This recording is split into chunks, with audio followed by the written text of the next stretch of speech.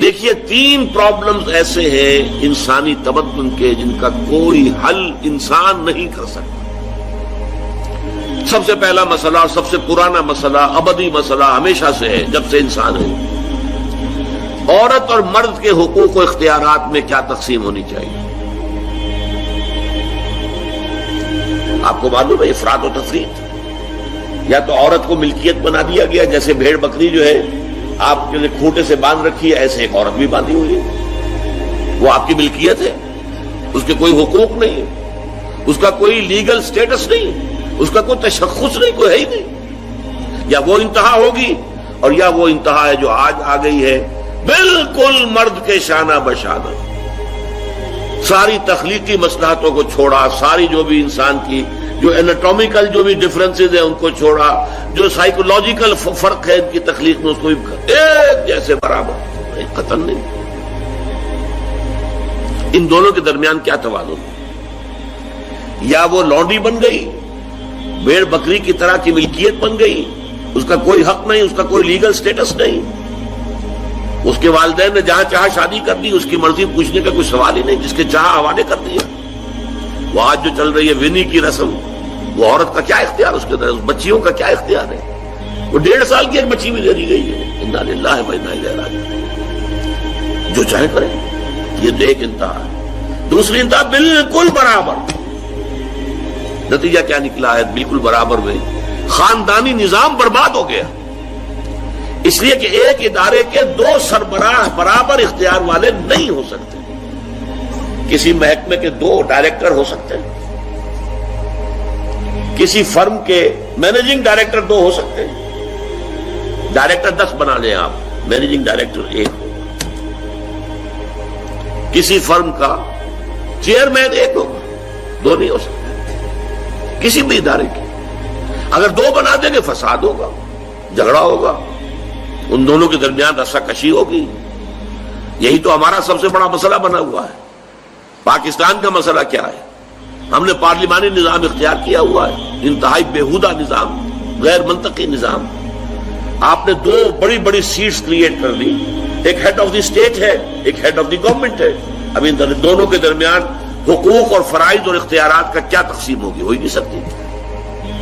یا سارا کچھ صدر کے پاس جائے گا اور وزیر اعظم جو ہے وہ جونیجو کی مانند وزیر اعظم بن جائے گا، یا سارا کچھ وزیر اعظم کے ہاتھ میں ہوگا اور صدر جو ہے چودھری فضل الہی بن جائے گا، کہ جس کو وہاں ان کی دیواروں پر لکھا گیا تھا رہا کرو انہیں، چودھری فضل الہی کو رہا کرو، یہی ہوگا۔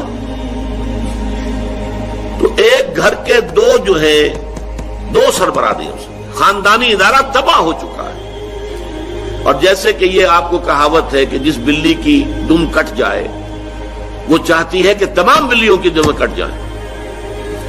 یورپ میں، امریکہ میں برباد ہو گیا خاندانی ادارہ، آج وہ تلے ہوئے ہیں کہ مشرق میں اور خاص طور پر مسلمان ممالک میں ابھی اگر کچھ انٹیکٹ ہے یہ خاندانی ادارہ، کچھ خاندانی اقدار ہیں جو برقرار ہیں، کچھ والدین کی عزت اور عظمت اور کچھ ان کا احترام اور ادب اور خدمت کا مادہ ہے جو برقرار ہے۔ چاہتے ہیں کہ ختم ہو جائے، تباہ و برباد ہو جائے۔ والدین بوڑھے ہو گئے تو پھینکو ان کو اولڈ ایج ہاؤسز کے اندر، اولڈ ہاؤسز میں، گھر میں کائے کو رکھنا ہے؟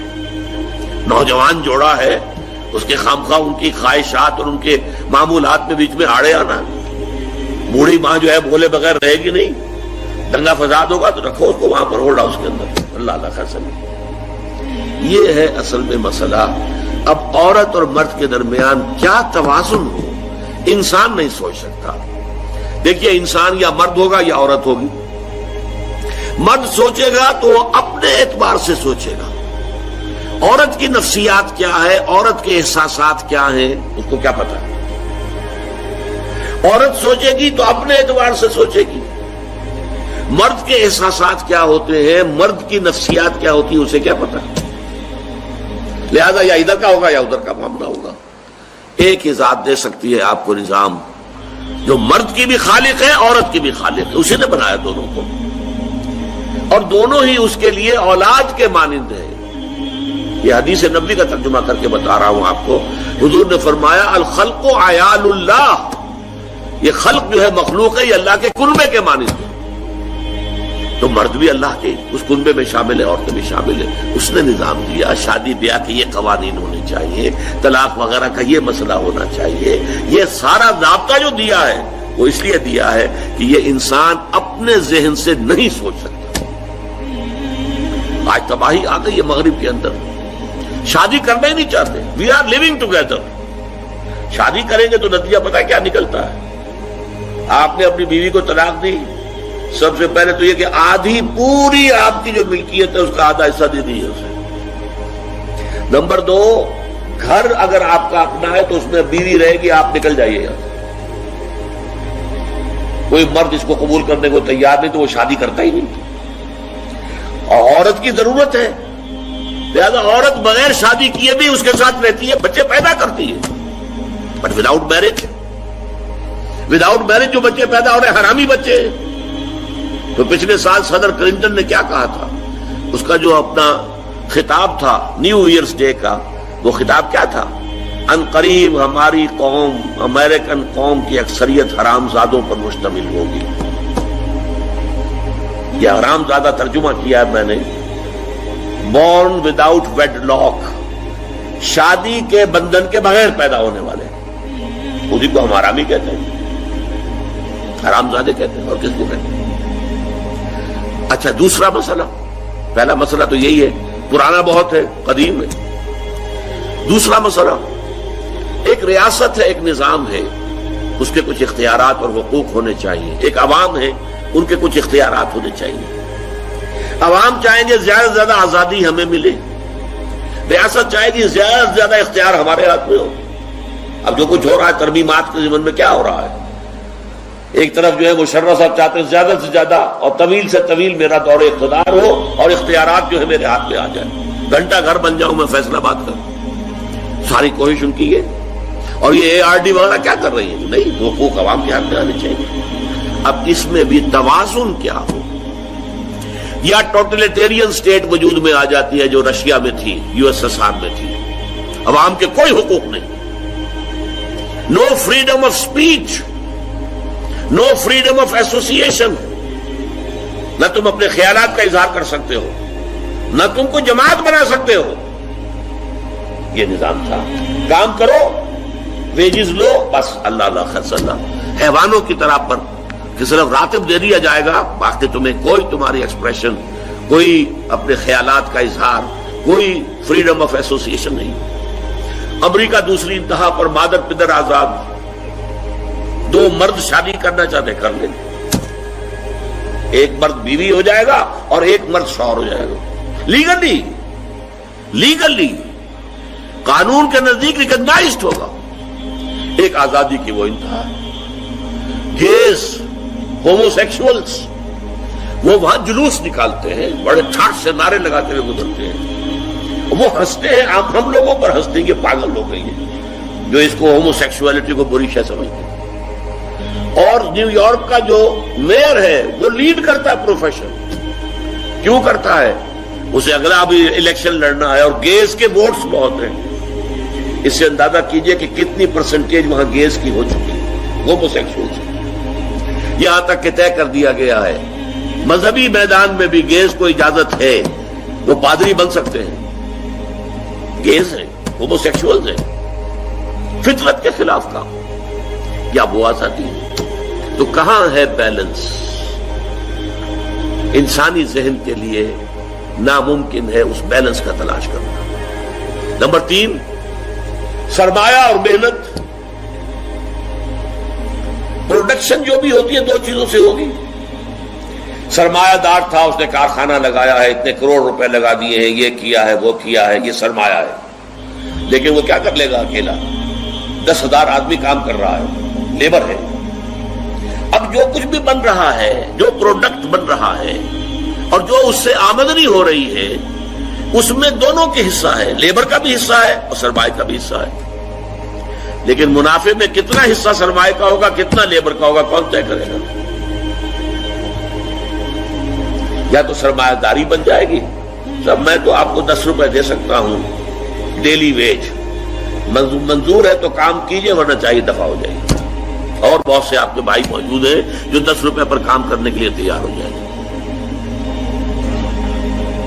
ساری دولت سمٹ کر جا رہی ہے کارخانے دار کے ہاتھ میں۔ کیپٹلزم جو کیپٹل ہے، جو سرمایہ ہے، اصل جو ہے دولت اسی کی طرف، روپے کو روپیہ کھینچتا ہے، پیسے کو پیسہ کھینچتا ہے۔ لہذا امریکہ میں آپ کو ایسے لوگ مل جائیں گے جنہیں اپنی دولت کا اندازہ نہیں ہے کہ کتنی دولت ان کے پاس ہے، بلینز آف ڈالر کا ایک ایک چیک لکھ سکتے ہیں، اور یہودی ہے وہ۔ دوسری طرف امریکہ میں آپ کو گھیٹوز مل جائیں گے، گھیٹوز، اور ایک ہی جزیرہ ہے مینہٹن، کوئی 11 میل لمبا ہے، چوڑائی کہیں 2-3 میل ہے، کہیں ذرا زیادہ ہے۔ اس کے ساؤتھ میں جہاں یہ 2 بڑے بلڈنگیں کھڑی تھی جو گرائی ہیں، جو بھی تھے دہشت گرد، یہاں پر یہ اس کا ریچسٹ حصہ ہے، پوری دنیا کی دولت یہاں جمع ہے، سارے بینک وہاں ہیں۔ اور اسی جزیرے کے شمالی علاقے کے اندر گھیٹوز ہیں، افرو امریکنز، کالے امریکی، یوں سمجھیے کہ سب ہیومن لیول پر رہ رہے ہیں، حیوانوں کی طرح زندگی گزار رہے ہیں۔ یہ ڈسپیرٹی نظر آ جائے گا۔ تو اب عدل و انصاف کی کیا شکل ہو؟ یا وہ ہے جو رشیا میں اور USSR میں تھا، یا یہ ہے جو امریکہ میں اور اس کے الائز کے اندر ہے؟ یہ ہے وہ مسئلہ جہاں انسان ہاتھ جوڑ کر، گھٹنے ٹیک کر اللہ سے دعا کرنے پر مجبور ہے، اے اللہ تو نے مجھے فطرت سلیمہ بخشی، اے اللہ تو نے مجھے عقل سلیم سے نوازا، اے اللہ میں نے تجھے پہچان لیا کہ کل شکر اور کل ثنا کا مستحق تو ہی ہے، اے اللہ میں نے تجھے پہچان لیا کہ تو تمام جہانوں کا پروردگار اور مالک ہے، اے اللہ میں نے تجھے پہچان لیا جزا و سزا کے دن کا مالک و مختار مطلق تو ہے، اے اللہ میں نے طے کر لیا ہے تیری ہی بندگی کرتا ہوں اور کروں گا، اور تیری ہی تو ہی سے مدد چاہتا رہوں گا، لیکن اے اللہ میں مجبور ہوں، میری عقل جو ہے میرا ساتھ نہیں دیتی، کروں کیا، چلوں کس راستے پر، کون سے راستے پر؟ یہ عملی حصہ ہے دین کا، وہ سارا تھا فکری، نظری، ایمانی حصہ، الحمدللہ رب العالمین الرحمن الرحیم مالک یوم الدین، یہ کیا ہے؟ یہ ایمانی، فکری، نظریاتی حصہ ہے۔ عملی حصہ کیا؟ اہدنا الصراط المستقیم، ہمیں سیدھے راستے کی ہدایت بخش، صراط الذین انعمت علیہم، راستہ ان کا جن پر تیرا انعام ہوا، تیرے پسندیدہ بندے جو ہوئے، غیر المغضوب علیہم، جو مغضوب علیہم نہیں ہوئے، ان پر تیرا غضب نہیں آیا، غصہ نہیں آیا، ولا الضالین، اور نہ ہی وہ سیدھے راستے سے بٹ گئے۔ یہ ہے سورہ فاتحہ کا مقام۔ گویا کہ اصل میں یہاں پر قرآن مجید، اس کے اصل مخاطب کون ہے؟ وہ سلیم الفطرت لوگ، وہ سلیم العقل لوگ، جنہیں قرآن کہیں کہتا ہے الذین یعقلون، کہیں کہتا ہے الذین یفقہون، کہیں کہتا ہے اولو الالباب، ہوش مند لوگ۔ یہ وہ لوگ ہیں کہ قرآن مجید اصل میں ان سے مخاطب ہے، اور وہ خود سفر طے کر کے اللہ کی ذات تک، معرفت خداوندی تک تو پہنچ گئے ہیں، لیکن اب عملی زندگی کے اندر رہنمائی کے لیے درخواست کر رہے ہیں، اہدنا الصراط المستقیم صراط الذین انعمت علیہم غیر المغضوب علیہم ولا الضالین۔ یہی وجہ ہے کہ فوراً سورہ بقرہ شروع ہوتی ہے۔